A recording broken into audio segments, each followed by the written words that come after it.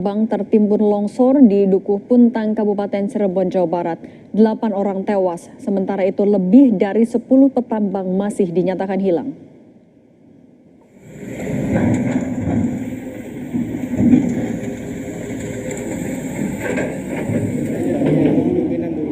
Delapan orang meninggal dunia dalam musibah longsornya tambang di Kabupaten Cirebon, Jawa Barat. Hingga kini, lebih dari 10 petambang pun masih dicari. Jumlah korban belum bisa dipastikan oleh tim gabungan.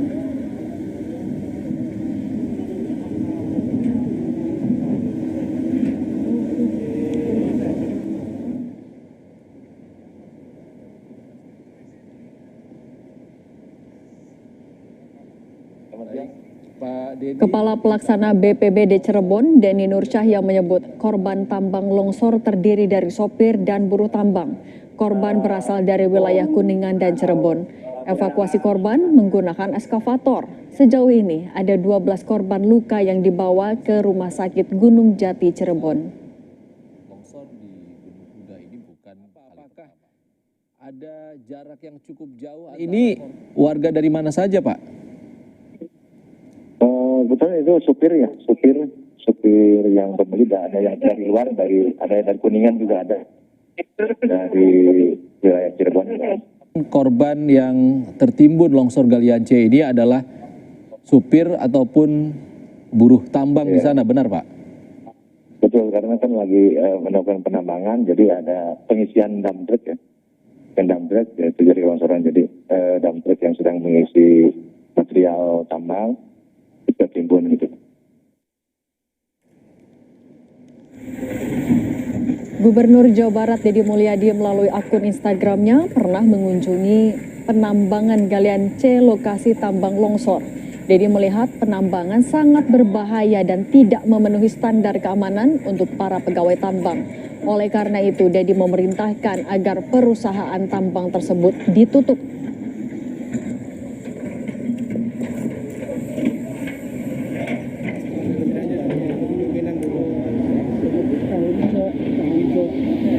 Beberapa waktu yang lalu saat saya sebelum menjadi gubernur, saya pernah datang ke penambangan galian C Gunung Kuda, Desa Dukuh Puntang, Kabupaten Cirebon. Saya melihat penambangan galian C itu sangat berbahaya, tidak memenuhi unsur standarisasi keamanan bagi para pegawainya. Tetapi karena sudah berizin dan izinnya berlangsung sampai bulan Oktober 2025 dan waktu itu saya tidak punya kapasitas apapun untuk menghentikan, maka penambangan tersebut terus berlangsung. Dan saat ini saya mendapat kabar duka, lebih dari 10 orang dimungkinkan tertimbun dalam musibah longsornya tambang tersebut dan baru ditemukan 2 orang dan yang lainnya masih dalam pencarian.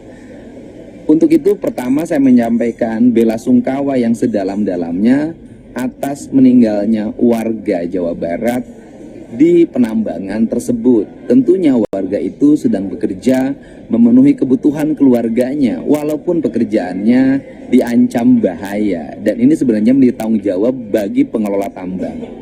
Dan semoga keluarganya diberikan ketabahan dan yang meninggal diterima iman Islamnya, diampuni segala dosanya dan ditempatkan di tempat yang mulia sisi Allah Subhanahu wa Ta'ala. Selanjutnya, dari sisi aspek kebijakan, saya sudah memerintahkan Kepala SDM dan seluruh jajaran yang hari ini. Kita pantau bagaimana perkembangan pencarian korban di lokasi galian C, Kecamatan Dukuh Puntang, Kabupaten Cirebon, Jawa Barat. Kita telah terhubung bersama dengan Pak Bambang Tirto Yuliono, Kadis SDM Provinsi Jawa Barat. Selamat sore, Pak Bambang. Selamat sore Mas Yasir, selamat sore semuanya, teman-teman semua. Saya didampingi oleh Bu Kapolres dan juga Pak Dandik. Baik Pak Bambang. Pak Bambang ini berada di lokasi galian yang tadi mengalami longsor. Kondisinya seperti apa di sana? Termaksud update pencarian korban. Ya, jadi pertama tentunya kami semua menyampaikan prihatin ya atas kejadian bencana seperti ini. Yang kedua, kami bersama-sama untuk melakukan evakuasi tahap pertama ya. Pada tahap evakuasi, kemudian yang berikutnya yang kami akan lakukan adalah segera akan menutup kegiatan tambang ini. Seperti itu ya.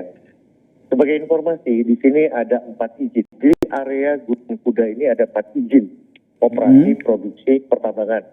Dan ini semuanya akan kita evaluasi khusus untuk kejadian yang bencana longsor ini akan kami cabut secara permanen.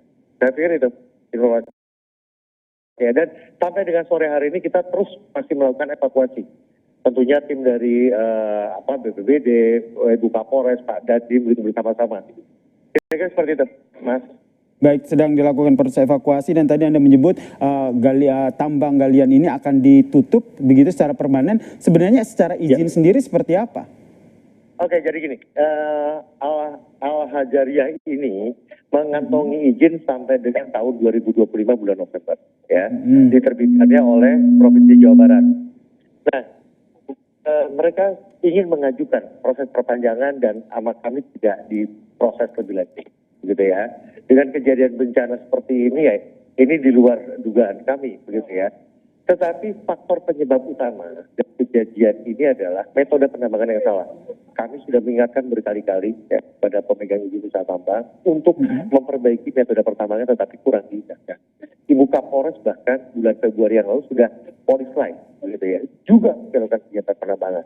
Oleh karenanya, tim gabungan dari Provinsi Jawa Barat hari ini sedang melakukan investigasi untuk memastikan bahwa sore hari atau malam nanti kita akan cabut. Kira-kira seperti itu. Baik, Terima kasih, Mas. Pak Bambang, saya juga ingin memastikan terkait dengan jumlah korban tewas saat ini betul informasinya 8 orang tewas dan 10 lainnya masih dalam pencarian? Ya, saya dapat informasi dari Ibu Kapolres, dari Pak Dandim, bahwa korban meninggal itu sampai dengan sekarang ada 8, bahkan bertambah 1 katanya, ada 9, ya udah ditemukan 1. Nah kemudian ada 12 orang ya yang dirawat di rumah sakit, sebagian juga ada yang sudah pulang, bahkan informasi dari posko pengaduan ada beberapa diperkirakan sekitar 10 orang lagi yang masih sedang kita lakukan evakuasi. Kira-kira seperti itu. Baik, 10 orang masih di dalam proses pencarian ya? Baik. Diperkirakan. Ya, kita berharap proses pencarian di sana berjalan dengan lancar ya Pak Bambang. Terima kasih Kadis SDM Provinsi Jawa Barat telah bergabung dan memberikan informasi terkait dengan tambang longsor yang mengakibatkan 8 orang tewas di daerah Jawa Barat.